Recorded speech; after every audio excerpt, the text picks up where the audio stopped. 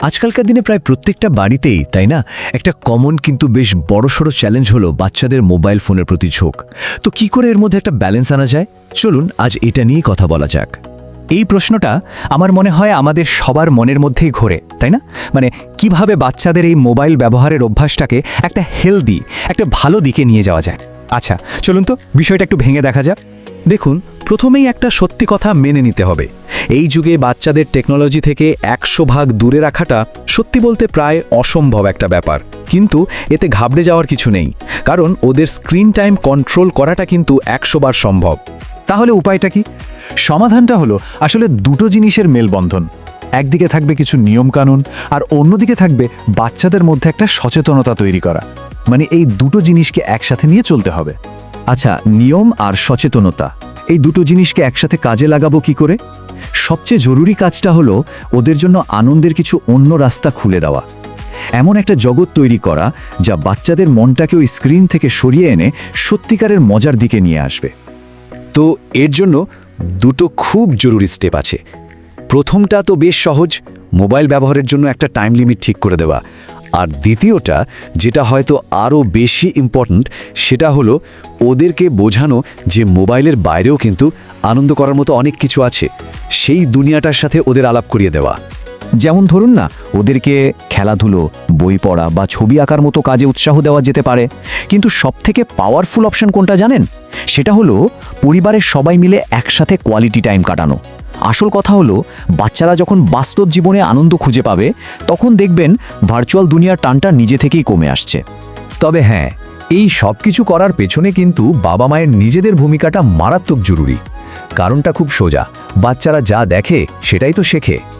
ব্যাপারটা একদম সিম্পল। বড়রাই যদি সারাক্ষণ ফোন নিয়ে পড়ে থাকে, তাহলে বাচ্চাদের থেকে অন্য কিছু আশা করাটা কি ঠিক? ওরা তো চারপাশ দেখেই শেখে, আর ওদের কাছে সবচেয়ে বড় উদাহরণ তো আমরাই, তাই না? আর একটা নিয়ম যেটা একদম স্ট্রিক্টলি ফলো করা উচিত, সেটা হলো ঘুমোতে যাওয়ার আগে মোবাইল ফোন একদম নয়। স্ক্রিনের ওই যে নীল আলোটা, ওটা শুধু যে বাচ্চাদের ঘুমটাই নষ্ট করে তা না, ওদের মানসিক স্বাস্থ্যের ওপরেও কিন্তু একটা বিরাট খারাপ প্রভাব ফেলে। হ্যাঁ, নিয়ম তো থাকবেই, কিন্তু সেই নিয়মগুলো জোর করে চাপিয়ে দিলে কি লাভ হবে? তার চেয়ে বরং ওদের সাথে কথা বলা, ওদেরকে ভালো করে বোঝানো, এটা কিন্তু অনেক বেশি কাজে দেয়। বাচ্চাদেরকে ওদের মতো করে বোঝাতে হবে যে কেন বেশিক্ষণ মোবাইল দেখাটা ভালো না।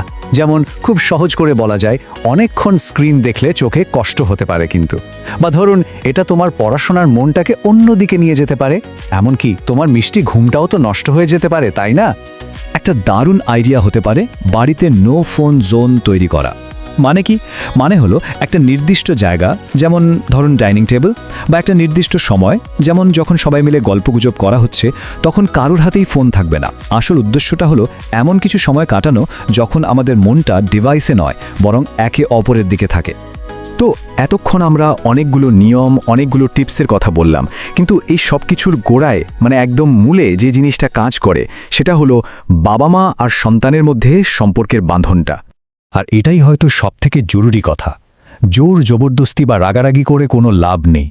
আসল সমাধানটা লুকিয়ে আছে ভালোবাসায়, ধৈর্যে, আর আস্তে আস্তে একটা ভালো অভ্যাস তৈরি করার মধ্যে। ব্যাপারটা একদিনের দৌড় নয়, এটা একটা লম্বা ম্যারাথনের মতো। আর এইভাবে যদি ওদেরকে একটু গাইড করা যায়, তাহলে ওরা শুধু মোবাইলের নেশা থেকেই দূরে থাকবে না, বরং সারা জীবনের জন্য কিছু স্বাস্থ্যকর আর সুন্দর অভ্যাসও তৈরি করে ফেলবে। আর এই অভ্যাসগুলোই কিন্তু ওদেরকে সারা জীবন এগিয়ে নিয়ে যাবে। শেষে একটা প্রশ্ন সবার জন্য রেখে যাই। আজকে আমরা যে ছোট ছোট স্টেপগুলো নিচ্ছি, এগুলোই কিন্তু ঠিক করে দেবে যে ভবিষ্যতে আমাদের বাচ্চাদের সাথে টেকনোলজির সম্পর্কটা কেমন দাঁড়াবে। সেটা কি একটা আসক্তির সম্পর্ক হবে, নাকি একটা কন্ট্রোলড আর ক্রিয়েটিভ সম্পর্ক হবে? কি মনে হয়? ভাবার মতো বিষয়, তাই না?